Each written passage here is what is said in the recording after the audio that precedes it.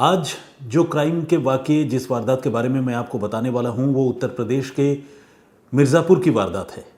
मिर्ज़ापुर का नाम आप सबने ज़रूर सुना होगा। मिर्ज़ापुर के नाम से एक वेब सीरीज़ भी आई जो काफ़ी चर्चित रही, वो भी आप में से बहुत सारे लोगों ने शायद देखा हो। और ये कहानी मिर्ज़ापुर के उसी मिजाज के इर्द गिर्द घूमती है। ये घटना है शनिवार की 11 अप्रैल की। सुबह के तकरीबन 7:15 बजे थे और मिर्ज़ापुर में एक जगह है जिसका नाम है कतवारू का पुरा। ये एक मोहल्ला है, ये एक लोकेलिटी है।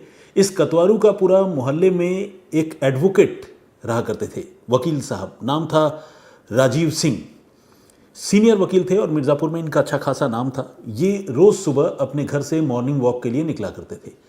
शनिवार की सुबह जब ये अपने घर से निकले तो अभी चंद कदमों का फासला इन्होंने तय ही किया था कि एक बाइक इनके घर के सामने वाले सड़क से, रास्ते से आगे तक गुजरी। उस बाइक में 2 लोग सवार थे और उस बाइक के पीछे बैठा हुआ शख्स जो कि सफ़ेद रंग की शर्ट पहना हुआ था और गले में उसने एक गमछा डाला था, वो उतरा बाइक से और अपनी अंटी से यानी कमर से उसने एक बड़ा सा तमंचा निकाला, कट्टा जिसे आप कंट्री मेड पिस्टल कहते हैं, और उसने बिल्कुल पॉइंट ब्लैंक रेंज से यानी बिल्कुल करीब से वकील साहब के सीने में गोली मार दी। ये तस्वीरें सीसीटीवी कैमरे में भी कैद हुई। वो तस्वीरें हूबहू तो नहीं क्योंकि यूट्यूब की कुछ गाइडलाइंस है, लेकिन उसका कुछ पोर्शन हम आपको ज़रूर दिखाएंगे।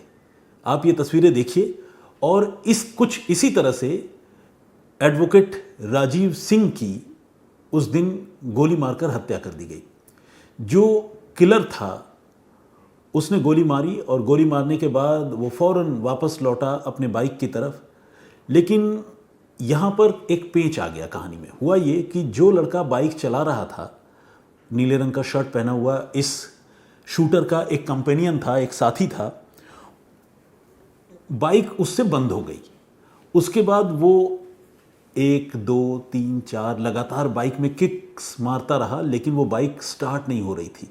अब आप समझिए कि कातिल कहीं किसी की जान लेने आए हैं और उनकी बाइक बीच में बंद हो जाए तो उसका अंजाम क्या हो सकता है? उसका अंजाम यही हो सकता है कि आसपास के लोग गोली की आवाज़ सुनकर इकट्ठा हो जाएं, मोहल्ले वाले उनको घेर लें और फिर कातिलों के साथ भीड़ या पब्लिक जो अंजाम या उनके साथ जो सलूक करती है वही सलूक करे। तो ये उन कातिलों के लिए जो है वो बड़ा ख़तरनाक था, डरावना था और वो घबरा गए थे। ऐसे में जो मेन शूटर था उसने अपनी जो पिस्टल है, देसी पिस्टल, उसने अपने साथी को दिया और अपने साथी से कहा कि तू पीछे हट, मैं स्टार्ट करने की कोशिश करता हूँ।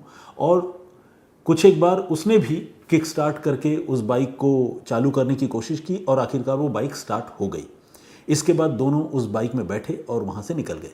सीसीटीवी फुटेज में ये देखा जा सकता है कि जब दोनों उस बाइक को स्टार्ट करने की कोशिश कर रहे थे तो गोली की आवाज़ सुनकर वहाँ आसपास के लोग इकट्ठा हो गए थे और जो लोग इकट्ठा हुए थे उनमें से कुछ लोगों ने पीछा करके इन दोनों को पकड़ने की कोशिश की।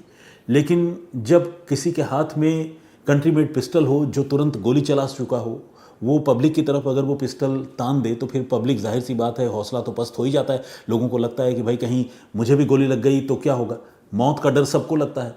तो जो लोग पीछा कर रहे थे वो भी इन शूटर्स के उनकी तरफ पिस्टल तान दिए जाने की वजह से वो पीछे हट गए। ये तस्वीरें भी वहाँ सीसीटीवी कैमरे में कैद हुई हैं। लेकिन इसी के साथ सवाल ये भी उठता है कि इस तरह से एक घटना को ब्रॉड डे लाइट में सुबह सुबह अंजाम देकर शूटर भाग जाते हैं, जो अपने आप में यूपी के लॉ एंड ऑर्डर पर एक बड़ा सवाल है। अब जब शूटर वहाँ से बाइक पर सवार होकर भाग जाते हैं, ये क्लियर हो जाता है कि 2 लोग आए थे, दोनों में से एक ने गोली मारी और दूसरा बाइक स्टार्ट करके जिसको खड़ा रहना था, लेकिन बाइक उससे बंद हो गई। फाइनली बाइक उन्होंने रीस्टार्ट की और वहाँ से भाग गए। इसके बाद जो है राजीव सिंह, जो एडवोकेट वहाँ खून से लथपथ गिरे हुए थे, उनको लोग उठाते हैं और उठाकर हॉस्पिटल लेकर जाते हैं। लेकिन डॉक्टर वहाँ उनको मृत करार देते हैं और बताते हैं कि ये ब्रॉड डेड है, यानी यहाँ लाए जाने से पहले ही उनकी मौत हो चुकी है। इस मामले में कत्ल के पीछे की कहानी क्या है वो हम आपको बताएंगे। साथ ही आपको ये भी बताएंगे कि इस घटना से वो कौन कौन से सवाल उठते हैं जो बहुत बेचैन करते हैं। देखिए, राजीव सिंह के बारे में सबसे पहले मैं आपको बताऊं, एडवोकेट राजीव सिंह मूल रूप से मिर्ज़ापुर के ही विंध्याचल पुलिस स्टेशन की हद में एक गांव आता है जिसका नाम है देवरी, वहाँ के रहने वाले थे। लेकिन 2011 में ये देवरी गांव छोड़कर कतवारू का पूरा मोहल्ला में शिफ्ट हो गए थे और यहाँ उन्होंने ज़मीन खरीदकर अपना मकान भी बनाया था। इसके पीछे जो रीज़न बताया गया, जो वजह बताई गई, वो ये था कि इनके 2 बेटे हैं। 18 साल का लड़का है, एक ओम नाम है, और 12 साल का एक छोटा बेटा है, सार्थक। ये दोनों पढ़ने लिखने में लड़के काफ़ी अच्छे हैं, तो इनकी परवरिश और इनकी पढ़ाई लिखाई ठीक हो, इसलिए ये गांव से निकलकर कतवारू का पूरा मोहल्ले में इन्होंने अपना मकान ले लिया था और ये अपने बच्चों की पढ़ाई लिखाई के लिए ही यहाँ पर रहा करते थे, कतवारू का पूरा मोहल्ले में। लेकिन गांव में इनकी पकड़ और इनकी जड़ें काफ़ी मजबूत थीं और इनकी जो पत्नी है उनका नाम है प्रतिभा सिंह। वो अपने गांव में ग्राम प्रधान भी है। इत्तेफाक से जो ग्राम पंचायत के चुनाव होते हैं, पिछली बार जो चुनाव हुआ था उसमें ये सीट महिलाओं के लिए रिजर्व थी, तो ऐसे में महिला कंटेस्टेंट्स ही जो है वो चुनाव लड़ सकती थी और प्रतिभा सिंह चुनाव लड़ी और वो चुनाव जीत गई। अब जिस आदमी ने हमला किया उसका राजीव सिंह से क्या लेना देना था, वो आदमी कौन है, पुलिस अब इसके बारे में पता लगाने लगी। सीसीटीवी फुटेज चूंकि क्लियर थी, बॉडी लैंग्वेज से लेकर चेहरा तक सब कुछ तकरीबन साफ साफ नज़र आ रहा था, तो आसपास के लोगों से जब पूछताछ हुई, परिवार के लोगों से जब पूछताछ हुई, तो गोली चलाने वाले शख्स की पहचान जो है वो बिल्कुल साफ हो गई, क्लियर हो गया। ये पता चला कि जिस आदमी ने गोली चलाकर राजीव सिंह की जान ली वो कोई और नहीं बल्कि राजीव सिंह के ही गांव देवरी का रहने वाला राजेंद्र सोनकर है। एक ऐसा आदमी जिसका पुराना क्रिमिनल रिकॉर्ड है, जिस पर मर्डर के और आर्म्स एक्ट के केसेस पहले से दर्ज हैं। इतना ही नहीं, राजेंद्र सोनकर भी इसी जो मोहल्ले की मैंने बात बताई, कतवारू का पूरा मोहल्ले में राजेंद्र सोनकर भी एक मकान किराए पर लेकर रहा करता था राजीव सिंह के घर के पास में ही, और मॉर्निंग वॉक के समय दोनों का आमना सामना भी होता था, मिलते जुलते भी थे। जाहिर है जब दोनों एक ही गांव से बिलोंग करते हैं और गांव छोड़कर जब कतवारू का पूरा मोहल्ला में आकर यानी शहर में आकर ये लोग बसे, तो यहाँ पर भी चूंकि आसपास ही रहना होता था तो दोनों एक दूसरे को जानते थे। अब दोनों के रिलेशनशिप की बात करें तो राजीव जो है, राजेंद्र सोनकर जो कि कत्ल का आरोपी है, बल्कि इस मामले में तो कातिल ही कहना चाहिए क्योंकि सीसीटीवी फुटेज में साफ साफ वो गोली चलाता हुआ दिख रहा है, तो ये जो कातिल है राजेंद्र सोनकर, उसके लिए लीगली मामलों की पैरवी भी अदालत में करते रहे थे। कोर्ट में जो मुकदमे हैं वो राजेंद्र सोनकर की तरफ से लड़ते रहे थे। यानी एक तरह से देखा जाए तो ये राजेंद्र सोनकर सिर्फ उनका मोहल्लेदार गांव वाला ही नहीं है, बल्कि राजेंद्र सोनकर जो है राजीव सिंह का एक पूर्व क्लाइंट भी रहा है। और इत्तेफाक देखिए कि राजीव सिंह ने आर्म्स एक्ट के ही एक मामले में राजेंद्र सोनकर को डिफेंड किया था। और आसपास के लोगों और परिवार के लोगों से अगर हम पूछें तो पता ये चलता है कि राजीव सिंह ने राजेंद्र सोनकर को सिर्फ लीगली सपोर्ट ही नहीं किया बल्कि कई बार रुपए पैसों से भी उसकी आर्थिक मदद की। लेकिन इतना होने के बावजूद राजेंद्र सोनकर जो है रंजिश रखता था राजीव सिंह से और उनके परिवार से, और इसी रंजिश के बदले में उसने राजीव सिंह की हत्या कर दी, गोली मार दी उन्हें। सवाल है कि रंजिश किस बात की, तो जवाब है रंजिश चुनाव की और चुनावी राजनीति की। असल में जो राजीव सिंह एडवोकेट हैं जिनकी हत्या हुई, उनकी पत्नी प्रतिभा ग्राम प्रधान है, जैसा कि मैंने आपको बताया।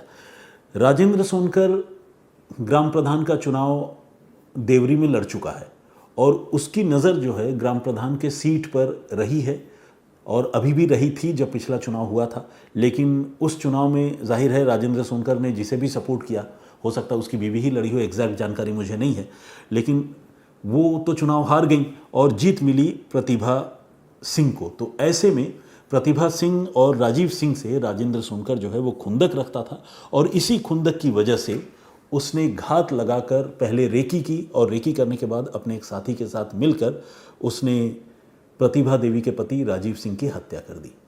सवाल है कि ये रंजिश क्यों, और चुनाव में ग्राम प्रधान का चुनाव अगर कोई जीत जाए तो ऐसी कौन सी लॉटरी खुल जाती है कि कोई हत्या करने से, अपने जानकार की जान लेने से भी पीछे नहीं हटता है।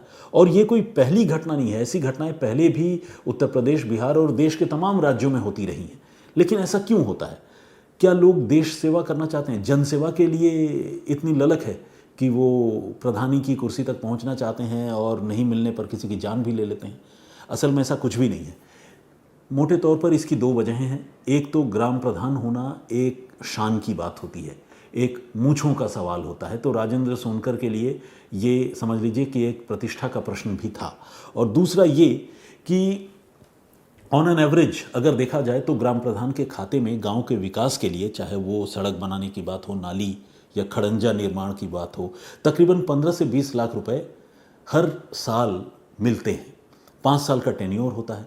अब ये 15 से 20 लाख रुपए में ग्राम प्रधान जो है वो घोटाला भी करते हैं, रुपए पैसे की चोरी भी करते हैं। ये भी एक रीज़न है, ये भी एक वजह है कि लोग ग्राम प्रधान का चुनाव लड़ना चाहते हैं और लड़कर जो है उस कुर्सी तक पहुंचना चाहते हैं ताकि सरकारी पैसों में बंदरबांट कर सके, घोटाला कर सके।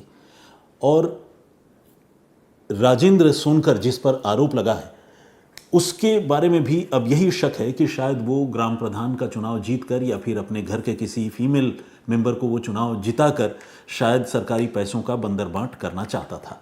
तो राजेंद्र सोनकर ने तो घात लगाकर रेकी करके हत्या कर दी। अब पुलिस जो है उसकी तलाश करने लगी। पुलिस ने तलाश शुरू की और तकरीबन 15 घंटों के अंदर पुलिस को उसके ठिकाने की जानकारी भी मिल गई।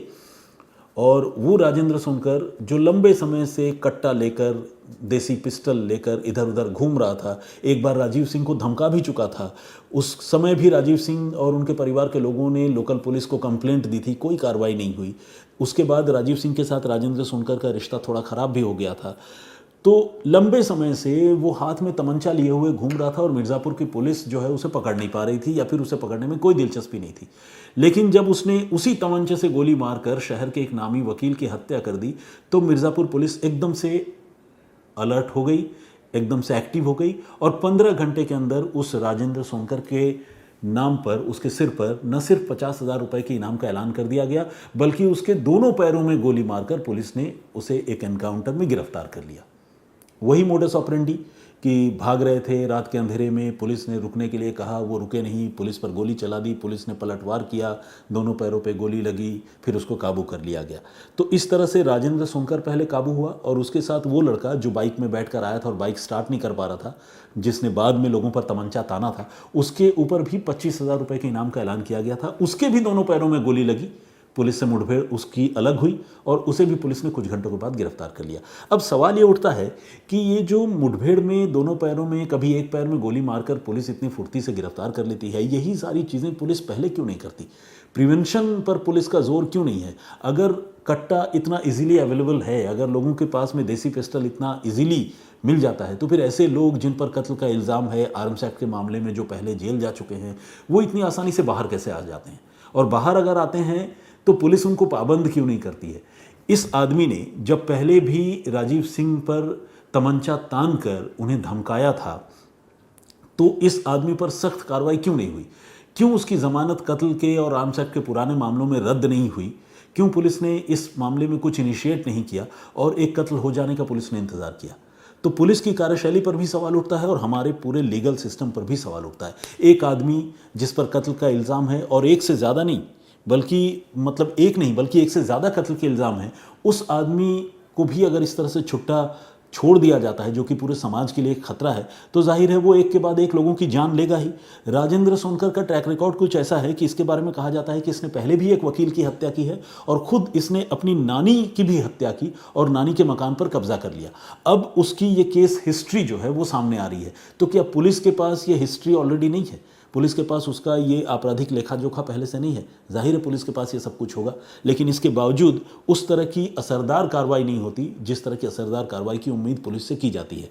और अगर लीगल सिस्टम की बात करें तो लीगल सिस्टम में भी इस तरह के लैकुना या कमियां ज़रूर है कि ऐसे लोग ज़मानत पर आसानी से छूट जाते हैं और वो एक के बाद एक इस तरह की घटनाओं को अंजाम देते रहते हैं।